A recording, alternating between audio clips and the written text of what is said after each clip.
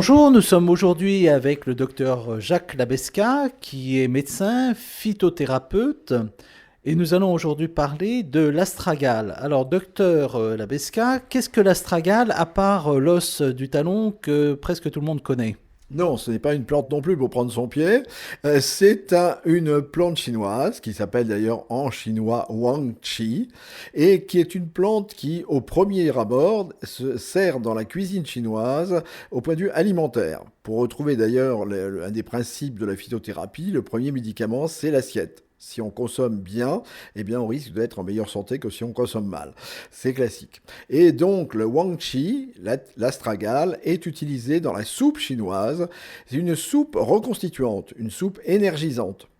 Alors, à quoi ça sert cet astragale, à part être énergisant? Bah, c'est déjà pas mal d'être énergisant, mais elle est énergisante sur beaucoup de domaines. C'est-à-dire que les Chinois disent même que c'est un véritable bouclier. C'est-à-dire que si on prend de l'astragale, on est protégé. On est protégé contre les infections, qu'elles soient virales ou microbiennes, donc c'est une plante préventive. On est protégé aussi contre tout ce qui est troubles digestifs. On est protégé aussi contre toutes les agressions, qu'elles soient physiques, on l'a vu, ou psychologiques. C'est-à-dire que c'est une plante, par exemple, excellemment anti-stress, et notamment au niveau du stress oxydatif. Et c'est aussi une plante, et c'est là où on axe maintenant les travaux de recherche qui sont très importants. Il y a beaucoup de recherches sur l'astragale, à savoir le vieillissement. Oui, alors juste avant de parler du vieillissement, est-ce que c'est également antiparasitaire? Parce que c'est antimicrobien, antiviral. L'ail, par exemple, est antiparasitaire aussi. Est-ce que l'astragale est antiparasitaire? Alors, elle est parasitaire en renforçant les défenses. Effectivement, il ne faut pas raisonner en termes de médicaments. Elle n'agit pas contre les virus, contre les bactéries ou contre les parasites. Elle agit en stimulant l'organisme et en l'aidant à lutter contre tout ce qui va être effectivement étranger. Donc en prévention. Alors pour en revenir à la lutte contre le vieillissement, est-ce qu'on sait comment ça fonctionne, cette plante, au niveau du vieillissement?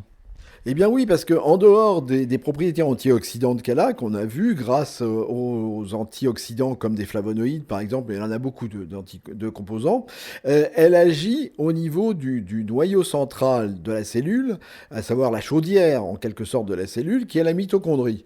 La mitochondrie, c'est ce qui sert à à lancer la multiplication cellulaire. Et quand on vieillit, c'est que la multiplication cellulaire a diminué en vitesse et en capacité. Et c'est ainsi qu'on vieillit. Et on s'est rendu compte que ce vieillissement est lié surtout à l'usure des brins d'acide nucléique, les télomères, qui, au fur et à mesure de l'utilité, en quelque sorte, d'avoir servi, ils se raccourcissent et ils deviennent beaucoup moins efficaces. Oui, alors en plus, on sait que les mitochondries maternelles, c'est eux qui conditionnent le vieillissement. Donc, quand les parents consomment de cette plante, les enfants sont en meilleure santé également, j'imagine. Alors oui, parce qu'on considère maintenant que le capital génétique, il est mobile. Puisqu'il y a même une science qui s'appelle l'épigénétique, qui montre qu'en fait, en fonction de ce que l'on mange, de ce que l'on consomme, et de la façon dont on se soigne, et l'astragale en est un exemple, on peut modifier justement cette génétique. C'est-à-dire, c'est pas parce qu'on a des parents qui ont mal vieilli ou qui n'ont pas vieilli longtemps qu'on peut très bien ne pas vieillir. Et l'astragale va remettre en place ces brins de télomère, va leur redonner leur taille initiale, si bien qu'on vieillira beaucoup moins. Il y a un exemple précis qui est très drôle.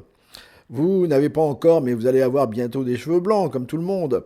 Eh bien, on s'est rendu compte que consommer de l'astragale redonnait de la couleur, enfin la couleur initiale. Hein, vous n'allez pas devenir blonde si vous étiez effectivement rouquin avant. Non, pas du tout. Mais vous allez retrouver votre couleur initiale au niveau des cheveux, ce qui prouve bien qu'on a relancé un processus anti-vieillissement. Oui, presque même rajeunissement, oui. Et alors, comment ça se consomme, cet astragale? Alors, elle se consomme, on utilise essentiellement la racine de la plante. Alors, la racine de la plante, comme c'est une plante chinoise, c'est pas toujours facile d'ailleurs de l'obtenir, mais on l'utilise en infusion, c'est le plus simple, ou on peut l'utiliser en poudre que l'on rajoute à l'alimentation. Il faut en consommer à ce moment-là pas mal. Et dans la soupe, on la met en poudre également? Complètement, complètement. Ça fait partie de la, je vous dis, de la médecine, enfin pas de la médecine, du bien-être et effectivement de l'alimentation chinoise. Et c'est une plante, par exemple, il y a beaucoup, beaucoup de recherches qui sont entreprises, comme je l'ai dit. Et il y a même, mais attention, sous toute réserve, on dit même que c'est une plante qui serait antitumorale. Et en tout cas, il y a une chose qu'on peut indiquer, bien sûr toujours sous contrôle médical et sur avis médical de son professionnel de santé, mais c'est une plante que l'on peut prendre en cas de chimiothérapie, par exemple, en adjuvant de la chimiothérapie, pour aider à mieux supporter les traitements classiques. Oui, donc c'est une plante qui a de l'avenir, et notamment au niveau des cancers du sein, et il semblerait qu'il y ait une action antitumorale, c'est à donner à toute réserve. Alors, pour rester dans la lutte contre ou la prévention du vieillissement, il y a une dose à prendre, c'est tous les jours, c'est 3 fois par semaine. Est-ce qu'il y a des études qui ont montré une dose efficace? Alors, la dose efficace et sous laquelle on va la trouver pour l'instant en France, ce sont les gouttes. C'est-à-dire c'est l'extrait hydroalcoolique, une sorte de teinture mère qui dit pas son nom, puisque les teintures mères, on a des difficultés à les obtenir en ce moment. Maintenant, c'est un extrait hydroalcoolique, mais ça revient au même. Il faut 100 gouttes par jour pour avoir une action préventive et une action anti-vieillissement. De là à dire qu'on va rajeunir, je vous laisse la responsabilité des affirmations. Bon, bah écoutez, docteur Labesca, en tout cas, on va rester jeune à vous écouter avec votre humour. Et Docadi vous remercie pour toutes ces informations.